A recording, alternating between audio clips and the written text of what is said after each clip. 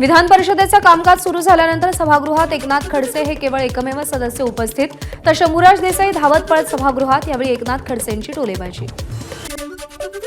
भ्रष्टाचाराची प्रकरण उघडकीला येतील म्हणून सरकार मुद्दाम विरोधी पक्षनेता निवड होऊ देत नाही, एकनाथ खडसेंची टीका।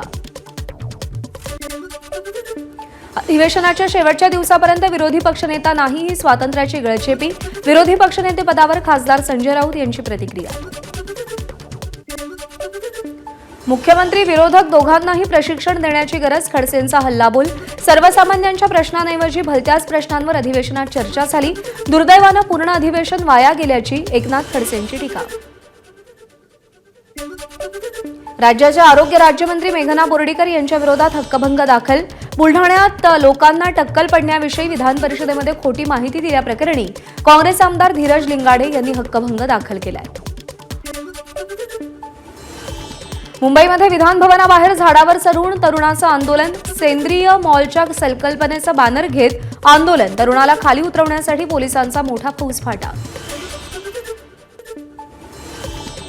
कुणाल कामराने एकट्या एकनाथ शिंदे फडणवीस भाजपवर व्यंग केलेला नाही, त्यामुळे राजकारणात या गोष्टी मजा म्हणून पाहायच्या असतात, खासदार संजय राऊत यांचं विधान। शिंदे म्हणजे राज्यामध्ये चेष्टेचा विषय, भाजप आणि फडणवीसही मजा घेत आहेत। स्टुडिओ तोडफोड प्रकरणावरून सामनाच्या अग्रलेखातून हल्लाबोल, सामनानं अग्रलेखात कुणाल कामराचं पूर्ण विडंबन देखील छापलंय। कुणाल कामरानं पोलिसांसमोर हजर होऊन आपली बाजू मांडावी, गृहराज्यमंत्री योगेश कदम यांची प्रतिक्रिया। कामराचं मानसिक संतुलन ठीक नसल्याचीही कदम यांची टीका। डोंबिवलीतही कॉमेडियन कुणाल कामरा विरोधात गुन्हा दाखल, कलम 356 अंतर्गत गुन्हा दाखल। याआधी खार पोलिसात पहिला गुन्हा दाखल झाला होता। संतोष देशमुख हत्या प्रकरणात बीडच्या विशेष मकोका कोर्टात आज सुनावणी। सुरक्षेच्या कारणास्तव वाल्मिक कराडसह 7ही आरोपींना व्हिडिओ कॉन्फरन्सिंगद्वारे सुनावणीला उपस्थित करणार। विशेष सरकारी वकील उज्ज्वल निकम सुनावणीला उपस्थित राहणार। संतोष देशमुख हत्या प्रकरणातील आरोपींना फाशीची शिक्षा व्हावी, धनंजय देशमुखांची मागणी, तर गरज पडल्यास आणखी आंदोलन करण्याचाही धनंजय देशमुखांचा इशारा।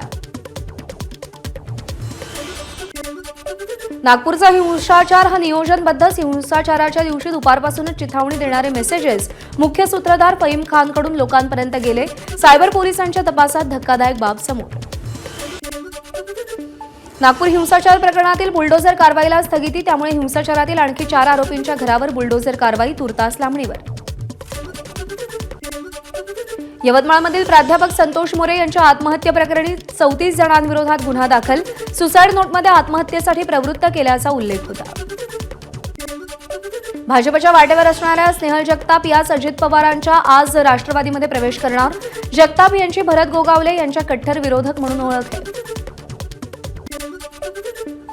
सुनील तटकरेंचा महाड नंतर कर्जतकडे मोर्चा, सुधाकर घारे यांच्यासह कार्यकर्त्यांचे राजीनामे मंजूर केल्याचं पत्र समोर।